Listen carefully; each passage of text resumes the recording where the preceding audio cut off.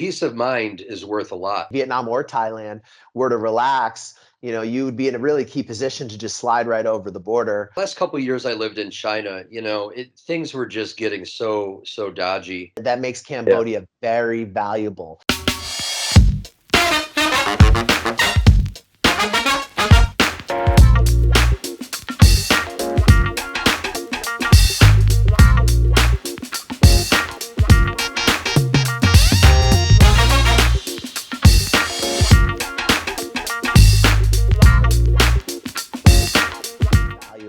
Hey, what's going on, guys? It's everybody's favorite international fixer and misfit. We are here with one of the more exciting conversations of the week. We're going to talk to the first person to fully go through the process of using our Cambodia service. We're going to give a little bit of clarity on the process, applying for a business visa to enter Cambodia, what both of us have had to do, the differences between our experiences, what documents were needed, and what I'm seeing with the new customers that we've had since we've been working together. So Paul here is my first guy that we ran through our Cambodia service. We're the first person we've been able to get his business visa set up. We're starting to arrange employment, housing, people who are local fixers for him. He's getting his whole move set up. So we want to take you through what he's experienced so far so that it can help you guys on your journey, whether you're working with me or you're working on your own or you're trying to use somebody else. At least you got a clear path forward of what other people are experiencing while applying for this visa. And like I said, I am also returning to Cambodia. I will be flying next week. By the time you see this video, I'll already be there. So we're going to have a lot of clarity for you coming in the future. I guess let's start by saying, Paul, can you tell me a little bit about what you've had to provide in terms of documents? So we started the process. We set you up with our contacts. What kind of documentation did you need to show them? I don't really think I had to send a whole, I think I had to send a picture of my passport. Okay, right. And I think that was really about it, to be honest. That's it, motherfuckers. He's only got to send a picture of his passport. I'm like, yeah, that's it. Picture the passport. Yeah, it's easy peasy. It's nothing like doing business with Vietnam. He just sent through the photo of the passport. How many days before our invitation letter showed up? See, but after I made the payment, the invitation letter showed up in, I think, 2 or 3 days. Everything looked legit. Like right away, you saw it had seals on it from the government. It was an official invitation letter with a business license. Absolutely. I mean, it looked legit to me. I wouldn't really know what legit looked like. But soon after I got it, the embassy here in the USA, they have you send everything online, like photos and things like files online first, so they can pre-screen it to make sure it's okay. I sent everything to them that they asked for, and in like 3 hours, I had an approval. Yeah, see, guys, this is what I'm saying. So you can look around on Facebook pages and take your chances, but here's living proof that we put somebody through with a business visa. They got the paperwork, they applied for it, they had the visa in 3 days. Personally, when I applied for the visa I'm entering on next week, I initially got my invitation letter from the same contact. That's one of the ways we were able to start offering this to other people, is Paul and I were the space monkeys. We were the first ones to go through the tunnel. I got my approval, and much like Paul's situation, I applied in Europe. I went to the consulate there. I didn't go in person. I sent everything through DHL. But when I got into contact with these people, everything was done for me in like 3 days. I thought I was going to be waiting longer, bro. It took even DHL. It took like a day to get to Berlin from where I'm at in the Balkans. And then within like that next Monday, I think I sent it on like a Thursday. Monday, I had a visa. Yep. So these are legit, guys. These are the real deal. So what's making you want to go to Cambodia now? Well, I like Southeast Asia a lot. I lived in China for 8.5 years, and almost exactly 2 years ago, when the plague hit, I thought, okay, this is a good time to come back home for a visit, because I had work off because they were just starting the Chinese New Year. So I came back home for a visit, and I've been stuck here ever since. It wasn't long after that, like after it started to spread in China, then it started to spread to the rest of the world. And that's when like all hell broke loose and everybody was stuck where they were. I've been wanting to get back to Southeast Asia for a while. I didn't want to go back to China because things were getting more and more dodgy there. The attitude towards foreigners has been getting worse over the years. I really started to put my focus into Vietnam, actually.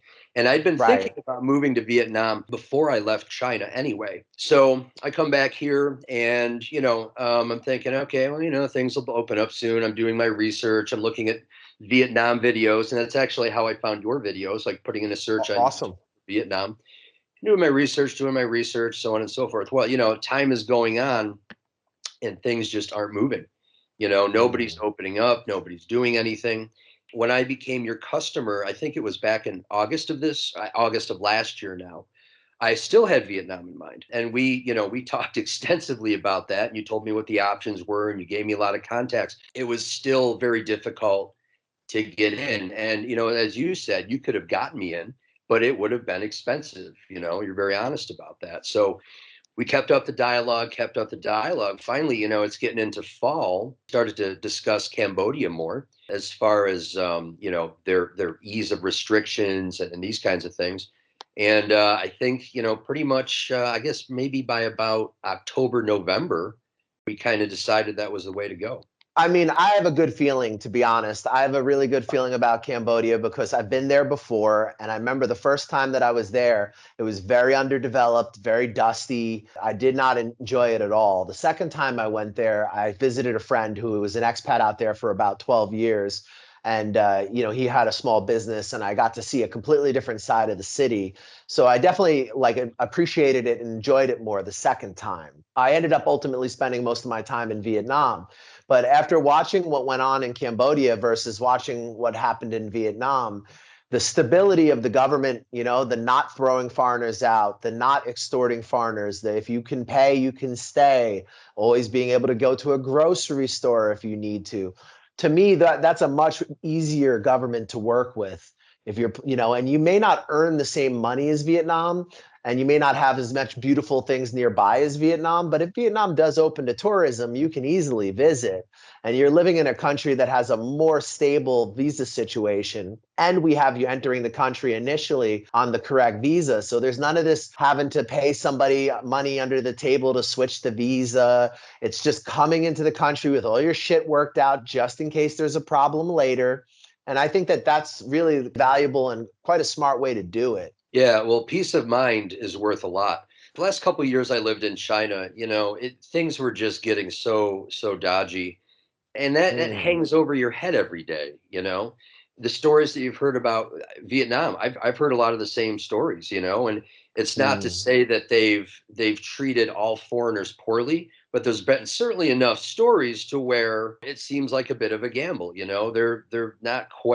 They're not what they were 2 years ago when I was doing my research. Let's put it that way. 2 years Mm. ago, Vietnam seemed like the cat's meow, It was the and best place in the world. not so much, it seems. Yet It not was not the right now. That could change. it was the best place in the world, bro. Go on, go on. Yeah, with Cambodia, I have not heard a single negative story about anything that's happened to anyone during the pandemic who's been there, any foreigners. Now, it's not to say they haven't occurred. I'm just saying I haven't heard any. Whereas these other places, I've heard plenty of stories. I've heard stories from Thailand, stories from Vietnam, stories out of China, all these different kinds of things. So I'm excited to go there. It seems like a great place to start. And of course, it's pretty awesome that you're going to be there at the same time too, man. It's good to like Hell know yeah. somebody going in, man. That should be fun. Well, that's what we do, man. I'm gonna have we're gonna line it up. We're gonna have figure out a spot for you to stay. It's gonna be good times, man. I mean, listen, the Awesome. only people I who really appreciate it. get mangled up in Cambodia are the people who get involved with like the drugs or like anything that's in like the nightlife that's a little shady. You got to be careful because it's a developing country and like life isn't worth very much. So, you do need to be cautious. But in terms of the government coming after you, that's just not happened over the whole pandemic. And I mean, Correct. for me, I don't know how much more valuable. Like you hear, of course, foreigners get robbed. Of course, these things happen, but like that happens in Vietnam too. You said it happens in China too, man. It happens. It can happen anywhere. Well, Continue. I was going to say, I work with visas. So I saw what happened and I saw it in a very real way and with dollars and cents. And unless you really plan to open your own company or you plan to just work for a very big firm and like not have any problems or disruptions with that employer, then Vietnam's a kind of a shaky bet, man. Yeah, definitely. I mean, there's a big difference between shady governments and shady behavior. If I'm out at the bars at 1 o'clock in the morning on a Saturday and I'm drunk and running my mouth and I get in trouble, well, I only have myself to blame. If I go out and I'm, like doing cocaine or heroin or some kind of wacky thing and I get in trouble, I have myself to blame. What I don't like is sitting at home watching TV and wondering if they're just going to show up at my door one day and give Yeah. me shit. I'm not saying they're going to throw me in an underground dungeon. I'm just saying I've heard these stories where people just boom, you got 2 weeks to leave. It's like, whoa, what? Mhm. No warning, anything. That I don't like. That I don't want. And Cambodia doesn't seem like they've done that to anybody that I know of. I haven't seen anything about it. The biggest controversy was there was a young fella in Siem Reap who I think he was in a quarantine camp, and he was very vocal about it on social media. And shortly afterwards, the government released that that's not going to be happening as much anymore, because you'll have the option that if you get COVID to quarantine at either a home or like a hotel. And I think they may have possibly lost a little bit of face with that. So it seems like they've just immediately addressed it. And that to me is a sign of a government that really wants us there. And I think that's a big deal. That makes Yeah, Cambodia very valuable. it And because in definitely a lot does. of these other countries, they act like they don't really want us there, even though they need our money. They really do make it very difficult on foreigners. Yeah, and it's strange how that has changed in not so much time. Like I said, Vietnam, it seems like the attitude has flipped just in the last 2 years. In China, I saw it change over 8.5 years. When I got there in 2011, man, foreigners were like gods. I mean, you could get great work, everybody treated you good, they wanted you there, the whole thing. By the time I left, it was like the polar opposite of that. Vietnam again has flipped in the last couple of years. Thailand, I don't know much about that, but from what I've heard, they just go back and forth all the time. Maybe Yes. like one month it's this way, the other month it's that way. So yeah, I mean the stability is a big deal. Because when you have that, you can focus on other things. You can focus on like your work. You can focus on your lifestyle. You don't have that extraneous stress to deal with. I think it's really good, and it makes me very like positive about the feelings I have towards living out there and towards bringing customers there. And it also leaves you in a position where if either of the two countries, Vietnam or Thailand, were to relax, you would be in a really key position to just slide right over the border. I mean, if But ultimately, yeah, you're right there in the region. These places start to open up and they decide, oh, yeah, we really do want foreigners again. And, we're ready to treat them good and stuff like that. Then we'll see what happens. I have a good feeling about Cambodia, to be honest. I have a strong feeling, especially working with you, that I'll be able to find good work. I've been watching some videos about Cambodia lately. It seems very clean. The people seem very nice. It has all those components of Southeast Asia that I really like. It's one of those things, man. If I have good work and I'm meeting good people and things are comfortable, I'm lazy. I'll stay right there, man. I'm not. yeah. I mean, I'm thinking the same. I'll hang out there for a while too. I do want to see more of the world, and I have Latin America and India in my near future. But I mean, I don't mind just kicking it out there for like a year or so. I have a couple different project ideas I kind of want to work on, and it gives me an opportunity to really build a strong, firm network. So initially, our plan was we were just going to go from Vietnam next to Cambodia, because it's the logical conclusion. But with COVID and everything becoming so difficult to move around, and then when we finally left Saigon, when it was becoming very hostile and doing like extreme lockdowns, we left and we headed over here to the Balkans. My initial plan at the time would have been to go to Cambodia, but they were asking for a $2,000 deposit, which was not reasonable for me. No. That was another thing you mentioned before that was disappointing was the idea of how the Vietnamese government was kind of blaming foreigners to a degree. And you were saying, I think, in one of your videos that you could kind of feel it in the street that people were starting to look at you in a more negative way. And I hate that because I was feeling the same thing in China when I left, man. You can feel the looks, and they weren't the same looks that they were before. They're those Mhm. looks of suspicion and disdain and that kind of thing. You want to deal with that every day. When you're green, you're a honeymooner, you can kind of blow it off. But after you've dealt with it for a while, you start to feel it more. That's not a good thing to have to deal with either. And most of the Vietnamese were cool, but like you did notice a difference, especially after the election. And, I mean, Saigonese are cool because they like foreigners and they generally kind of are different than the northern people, but definitely was an increase. And my partners in Cambodia told me that they had similar experiences, but the difference was the government didn't do anything in terms of change of policy. So, I mean, yeah, you got some dirty looks, but you didn't have to worry about your visa getting canceled. So, you know, Right. to me, that's a clear advantage. All the countries in Southeast Asia are going to be susceptible to the propaganda from China. Now, I don't know if it was the Vietnamese government that's saying that the foreigners were the cause. I think they were tolerating and maybe feeding into a certain amount of that. Like, I think there's a faction within the government there that's a little bit more pro-China, and then there's a faction within their government that's obviously more pro-America. Luckily, Vietnam is not China. They don't have a Xi Jinping. So the chances that a more open kind of policy could happen is better than China. So tell me a little bit about your time in China, because China's a lot different than Cambodia, Vietnam, Thailand. Where were you in China and what were you doing there? I was in Suzhou. It's about maybe an hour, 2 hour drive from Shanghai, going Mm. west, kind of a second tier city. Great place to live. I got there in 2011. I had a friend who lived there, and he was, I was living at the time. I was living in the States, doing the USA thing. Man, I had the career, the home, the furniture, the car, all that stuff, and it was just boring as all hell. I got to talk to my friend. He said you should try China. I went out there for a trial run, April of 2011, a couple weeks. I loved it. Came back, sold everything I had, moved out there. When I got there at first, again, foreigners were treated very well. It was very easy to find work. Lived in a hotel to start.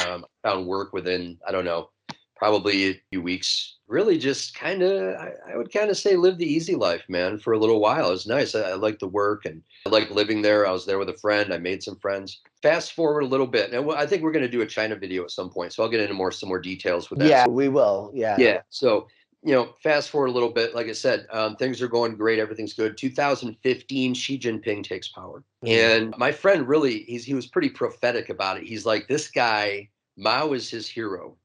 This Mm. place is going to start going the way as it, like it was back then. He says, wait and see. And sure enough, man, slowly but surely, the attitude towards foreigners started to change. The attitude towards recreational activities started to change. A lot of things started to change. And over the course of like the next 4 or 5 years, people's attitudes towards us started to change. Now, not everyone's. I met a lot of great Chinese people. I got to be friends with a lot of Chinese people. I loved a lot of my students, but you could feel the change. They were becoming more arrogant, less tolerant, and they were just starting to crack down on a lot of stuff. By the end, it wasn't even a matter of cracking down. I mean, some of the stories, like the thing that with the Canadians, how they kept them captive, and I saw Yeah. stories about this foreigner down in the South. These Chinese guys started a fight with him. He defends himself. He goes to prison for like 2 or 3 years. And you just start hearing more of those stories. And it just became less and less comfortable. Yeah, that was by about 2019. So by the beginning of 2020, again, I was planning on kind of leaving anyway, but I ended up physically leaving, immediately speaking, because of the plague. But I don't have any desire to go back. I've told people if there was a regime change and they went back to being more pro foreigner again, I'd go Mm. back. Money's good. Yeah, me too. Money's Yeah, great, of course. to be honest. I'm I've used been to to it. China too. Yeah. I learned the language. I've been around. I know the system, right? It's very comfortable. But things being as they are right now, I don't want to go back anytime soon. Well, I would be very hard to get you back anyway. I have a good friend who is usually one of the people who I liaison customers to when they want to go to China. He's a foreigner who lived there for, I guess it was about 7 or 8 years, speaks fluent Chinese. He was one of my guys. Like, if you paid for the China service, that's one of the main people that I gave you to, because I knew he'd put you in a good job and that he's a foreigner, so he'd care about what happens to you.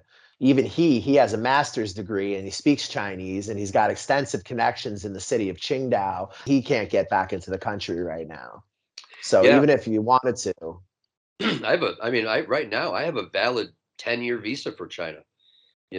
My visa never expired. I mean, I'm good until, I don't know, 2027, but I still don't think I could get in. Although I haven't checked since the summer. Like back in the summer, I was just doing some research, looking into it. I talked to a couple people, and I think back mid to late summer, I just inquired for the heck of it to see if I could get in, and I still couldn't at that point. But since you and I started working together, I kind of put it on the back burner. But It's hard to get a PU letter right now. It's not an easy thing. Like, I had a guy for a while who had a back door through Inner Mongolia, but that closed. We just tried recently to test it, and it's not happening. So Vietnam right now would probably be the closest thing to China in terms of like still being able to get in high salaries, but there's that unpredictability of whether or not they're going to swing left or swing right. And it's very hard to say if they're going to remain trying to keep the country closed or try to open it. They've convinced themselves that they want to become more of an industrial country and they don't want the tourism, but they have a lower GDP than the Philippines. So whether or not that ends up being reality is really questionable. I mean, maybe there will come a point, because they're in ruins financially. There may come a point where they're going to just have to go and allow the tourists back in. But I'm very suspicious that the days of just running over the borders and, endlessly extending visas for little bits of money, I think that's in the past. So I think Cambodia is possibly what Vietnam was about maybe 5 years, 6 years ago. In many ways, could be one of the last frontiers where you can still have that kind of ESL rock star lifestyle and not necessarily have to worry about being deported or having excessive blacklist fines. It seems like it's still pretty civilized. But I do caution people, if you're going to come in, it's best to come in on the right paperwork. Just because things are cool now, Paul here can tell you, something's cool, something's cool, something's cool, and then suddenly something's not cool. Oh God, Southeast Asia, man, things change. They do. They change daily. I mean, you say that in your videos, and people might think you're being facetious, but no, that's true. You'll hear a policy one day, the next day it changes, and then you hear, and then maybe it changed a week ago, but you didn't hear anything about it. It's hard to keep up with sometimes. They're very quick to change rules, and the implementation can happen very quickly. It's not like here, I'm in Albania at the moment, and they just changed the visa from a 1-year visa for Americans to a 90-day visa within 180 days, because they're trying to get in compliance with the European Union because they want to join the EU, even though the EU will never let them join.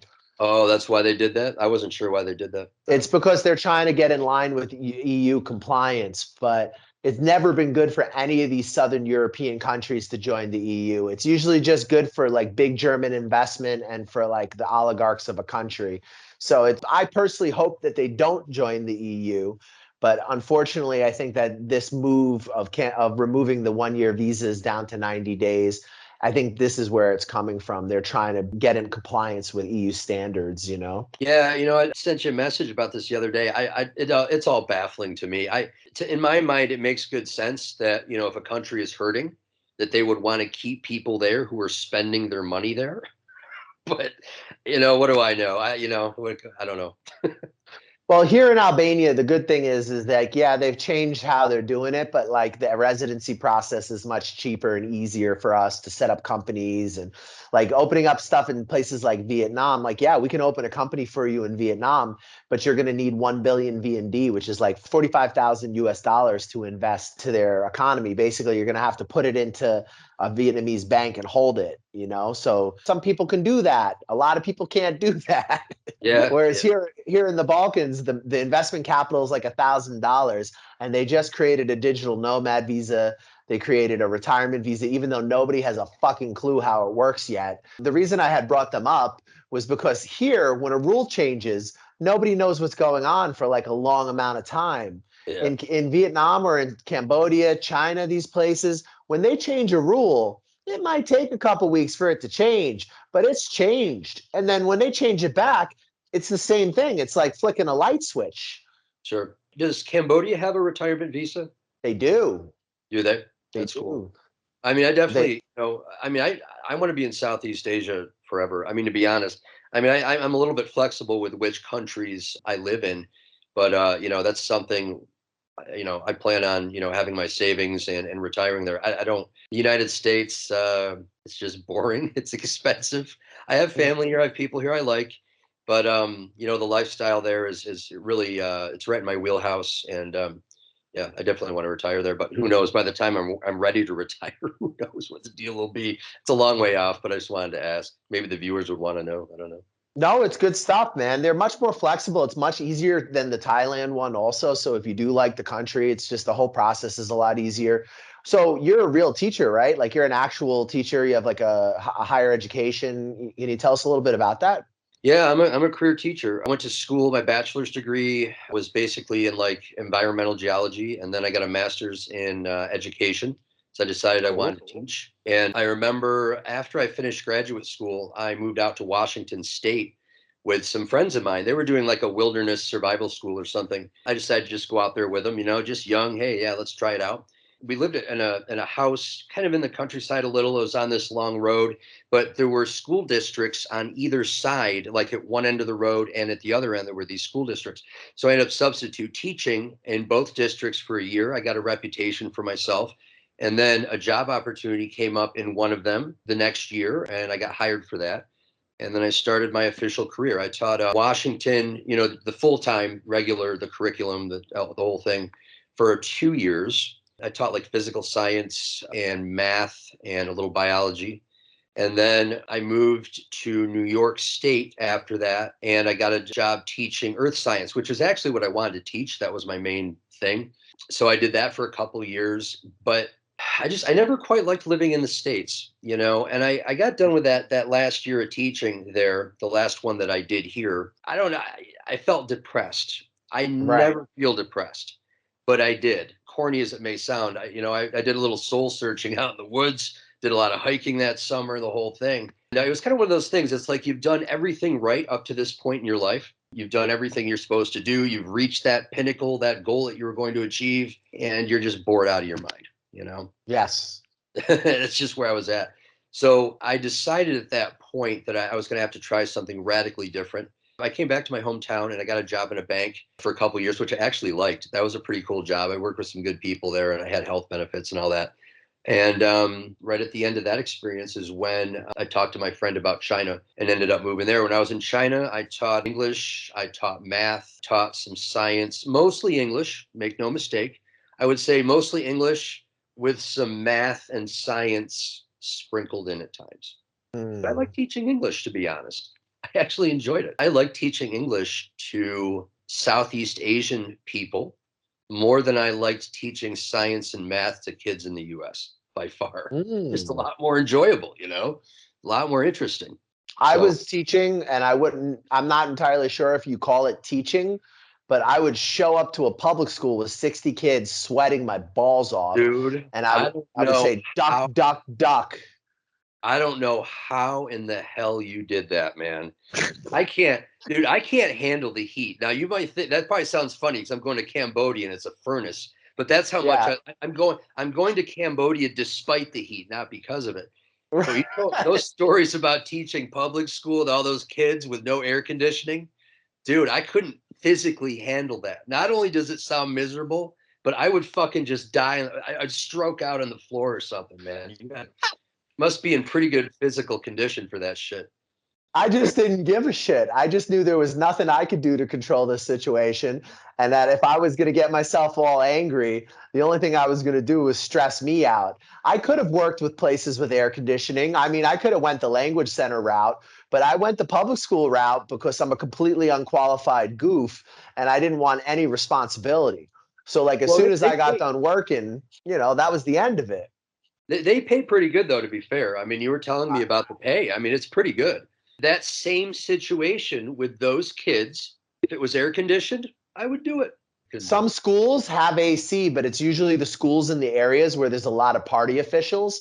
So, like in Yeah. Saigon, if in parts of District 1 where there's like a lot of government employees, those kids might have air conditioning. Like sometimes the recruiters, the agencies will be bidding for contracts with the schools. And with the contract, they'll throw in aircon if they can get the parents to pay for the contract. So there's things like that do happen. But like I was working in some public schools next to open construction sites with huge amounts of dust, black dust just piled up, and the schools are open. So, the dust just blows through the school. So we're inhaling like And the construction sweat, and material. it's sticking to the sweat on your face, right? Yeah, I'm pouring sweat. I got 60 fucking grade 1 kids like grabbing and pulling on me. And I'm Uh, sick with pneumonia every fucking 2 weeks. Like, uh, I did that for like 3, 4 years before I started this consulting business. wow. Like I said, man, I couldn't do that. But that's cool, man. They got to be tough. Got to be tough. I did public school in China for about a year. It was they gave me, they give you no plan, they give you no The material. same. They just throw you in there and say, Hmm. do it. And they'll talk to you if you do something bad, but they don't tell you if you do anything good. The first month and a half, I was going insane. And then finally one day, it hit me. I'm just going to show movies all day. Fortunately, we had computers and internet. It was Chinese internet, which was pretty horrible, but it was good enough. And I just started showing movies every single day. And it was good after that. I mean, I would do some things. I'd write some words on the board, like, and stuff like that to just, kind of give it a little more of an educational feel. But they never said anything about it. The kids liked it more. I liked it more. It was cool. The primary school, I didn't do that. The primary school, I created some PowerPoints and stuff and worked with that, but that was okay. But I had chalk. I had chalk and a sticky ball. So what I did was first I got on to slap the board, right? Slap the board was the game, but they would get too aggressive and they'd start fighting each other. And like the TAs would like sometimes you have a TA that's like real abusive and then the kids are under control. Like she'll run around smacking them and screaming at them. But there's other ones who just don't give a shit and they'll sit there texting and it's just fucking melee. So slap the board got violent. So eventually I replaced it with throw the sticky ball at the word, which is like the same thing as slap the board, but it's a sticky ball. So there's less chance they're going to start hurting each other. Yeah, I had no TA. How many kids? Let me see. The middle school, those classes were about 40 or 50, I think. That's a lot. Yeah, that's a Yeah. lot. The primary school, I did middle school 4 times a week, and I did primary school on Fridays. Primary school class was maybe 20 or 25, but the Oh, middle that's not too bad.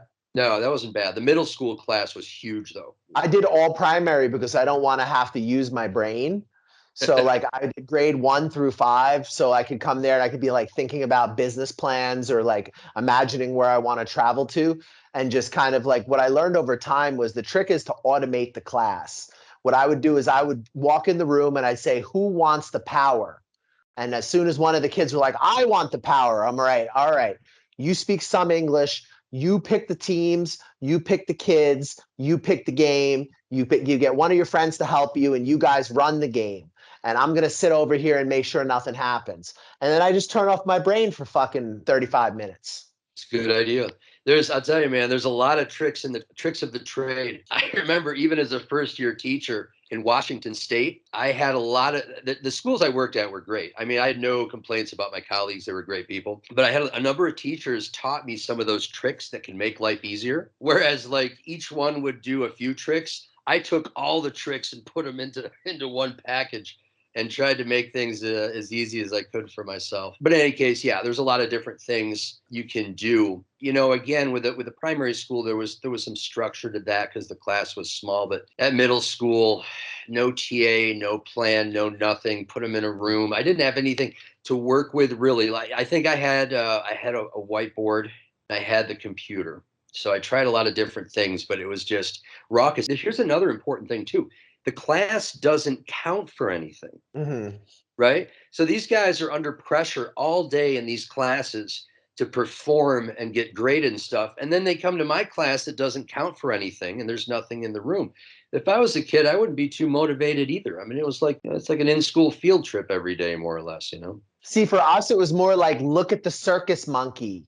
So they would bring in the foreigner and everybody goes crazy. It's like a rock concert. And they're fucking hugging you and they love you and it's cool. It's great. But I wasn't allowed to fail anybody because then if you fail the kids, they don't re-sign the contract. And if you Yeah. fucking fail them and they don't re-sign the contract, then the company gets mad. So I was only allowed to give out of 1 through 10, I was only allowed to give a 7 as the lowest. So if I said to some kid, "What's your name?" and he just looked at me and said, "I'm fine, thank you," and you, that motherfucker got a 7 no matter what. Of So course. nobody gave a shit anyway. Yeah, yeah. I've seen some of the crusaders rip their hair out. And Oh you yeah, me mentioned this, too. right? People who come in, they've got these very rigid ideas of what teaching should be, and they've got these beautiful lesson plans, and things should be this way and things should be that. And then they get into the reality of it and they go nuts. They either, I mean, Yeah. honestly, there's two choices at that point. They can either adjust to the Vietnamese or the Chinese, or they can leave because they ain't going to adjust to you. That ain't going to happen. No. And the ones who learn to adjust and roll with the punches will eventually do okay.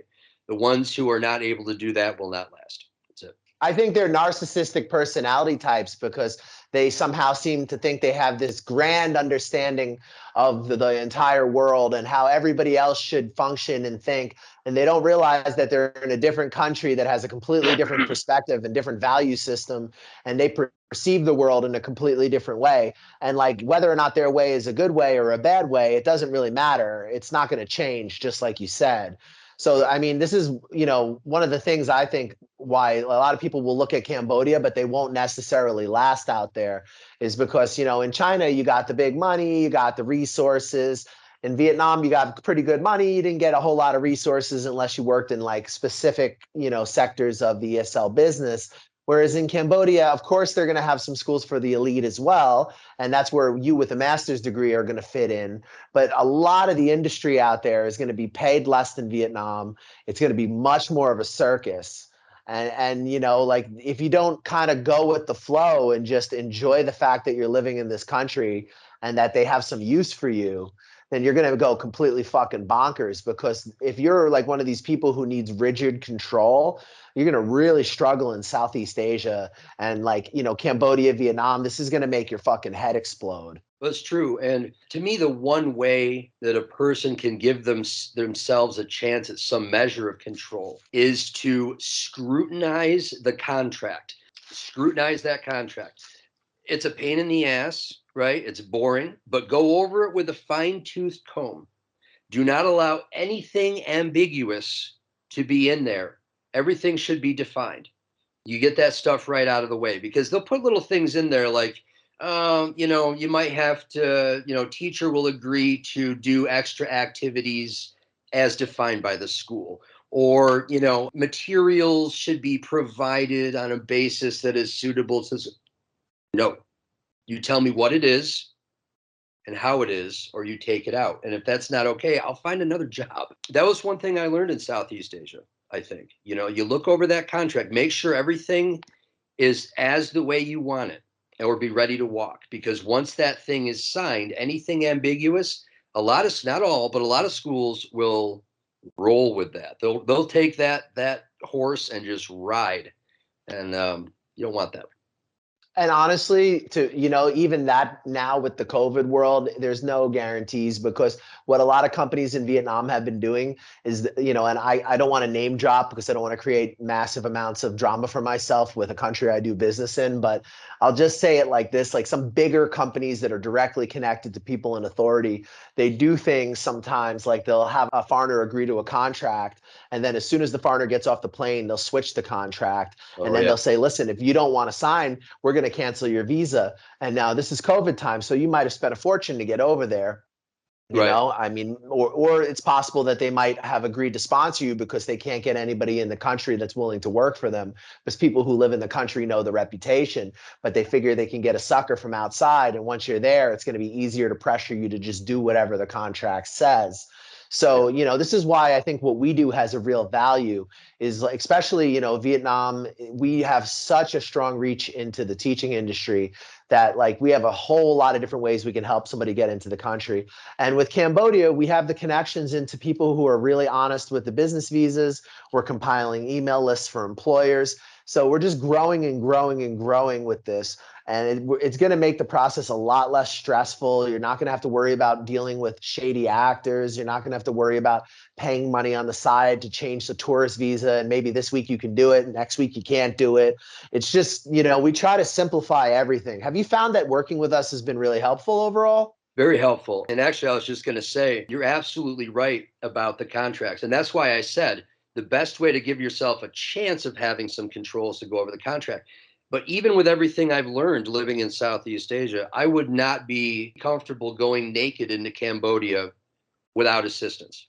Absolutely. Because it is a crapshoot, Just being starkly honest, I feel much more comfortable knowing that you're going to be there, but knowing that you have your connections there, knowing that people who can hook me up with people who are not likely to pull those kinds of tricks. You know what I mean? Well, that's what we try to do. And I really think it's very helpful for people who just don't want to be bothered dealing with the bullshit. Like there are people out there who are like, I just want to show up. I want it to be a cruisy, easy transition, and I want to have everything prepared for me. And I feel like what we do, it really fills that niche. And I feel like I made the right choice because I looked at the market living out there and I looked at the problems foreigners were having. And then what I experienced through Vietnam with the visa purges and all that and bringing people into the country, and what I learned about how these countries do business and about business culture out there, I think it's really been a pretty wild journey. And it's amazing that you've been like watching us and with us through this whole thing. And, I really appreciate that. No, you have a great service. I just recommended you. I know a girl, she's going to be looking to move back to Southeast Asia, probably in a couple of years. She's going back to school for now, but she knows a couple other people. I just recommended your service to them. To be honest, one of the things that makes me comfortable, I mean, I became a customer in August, right? And we talk almost every day about stuff, It's a much more comfortable thing. The job contacts, the lodging, the supplies, like all of that stuff. Yeah, I mean, I can do it. I could do it all myself, but it makes it a lot easier. And I feel like it makes it a lot less likely that I'm going to make the kind of mistakes that can be very expensive. I made mistakes in China. I mean, I think about your service fee. I made mistakes in China that mistakes with little things that when totaled up probably ended up being 3 times more what you charge or more, right? So yeah, it definitely seems worth it. And I mean, I could tell watching your videos and talking to you that you understood Asia at the level that I understood it. So that's why I was pretty comfortable becoming a customer for sure. Well, I really appreciate the kind words and taking the time to talk to us today and giving your perspective on why you're choosing Cambodia over, other parts of Southeast Asia. And I think we're in agreement. I think we both see a lot of the similar benefits to what Cambodia is offering. And, I think it's really a place to keep your eyes on for the future. Now we have a local Khmer partner for our visa services, and she's fantastic. And what happens, guys, is once you pay and you work with us, we include business visa contacts with our initial fee. But after that, that person is your contact. So you can use them and get the best possible prices. You're not paying my fee over and over and over. The only time that I would ever ask for more money would be if like a different project in a different country.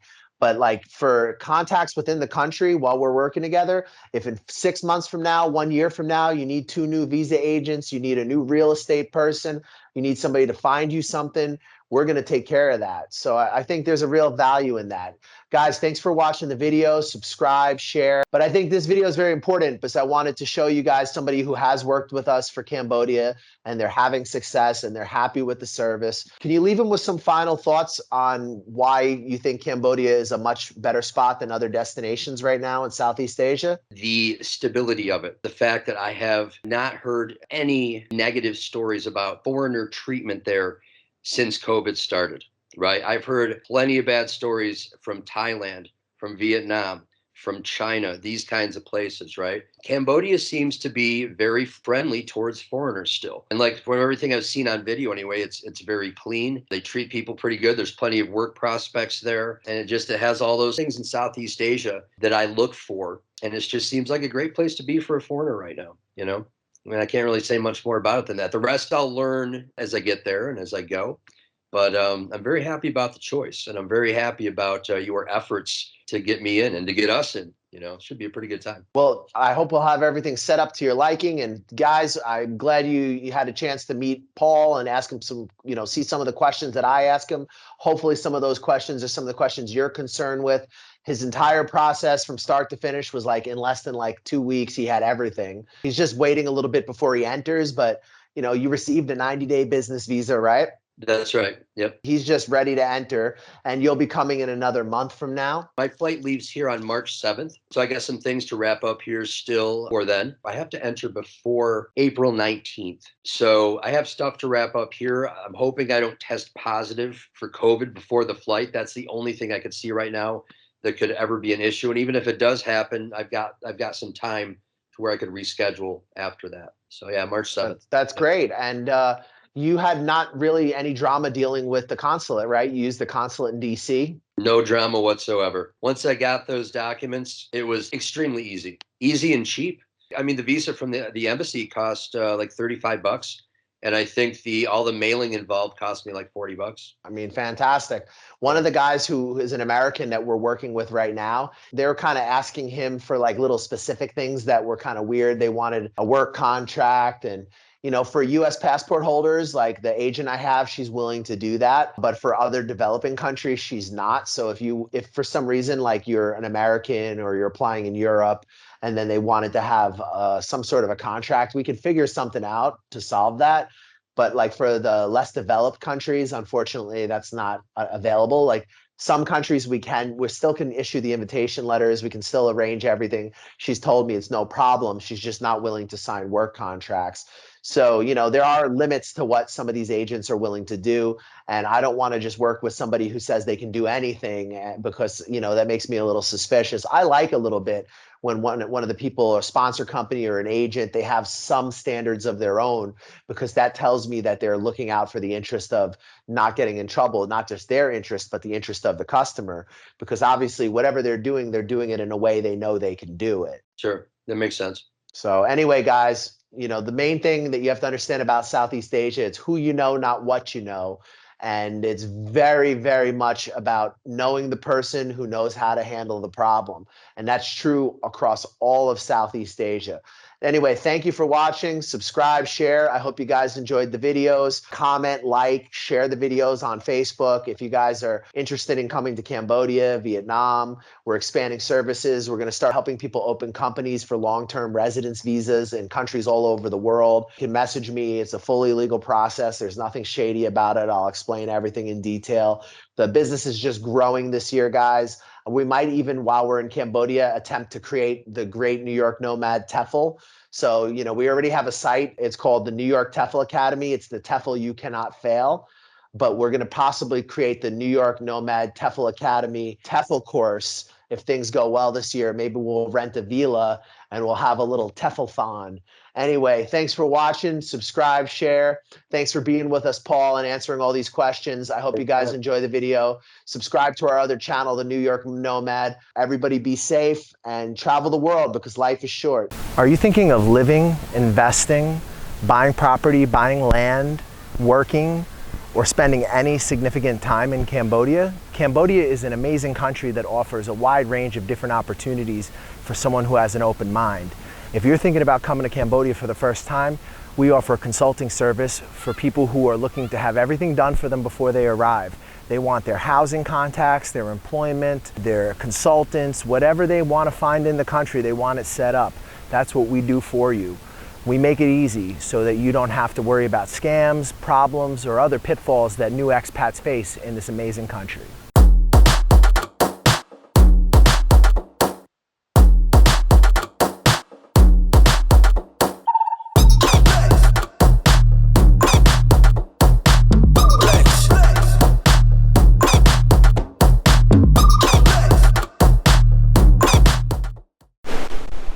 Brush your face and wash your teeth, son. Hey, what's up? I'm D from Canada. Hook up with the New York Nomad if you want a smooth ride into Vietnam or any Southeast Asian countries. Hey, my name is Aaron. Get in contact with the New York Nomads. If you want to get into Vietnam, hit them up. They'll get you in securely and professionally. Yo, this is Uncle Hollywood. I'm telling you right now, the New York Nomad got me a job. He's legit. Hit him up. Check him out. New York Nomad set me up in Vietnam. Yo, my man got me a job. Come to Vietnam. Hey, what's up, guys? You thinking about coming to Vietnam? You're not sure where to start. You've heard a lot of things online. You don't know what's true. You don't know what's not.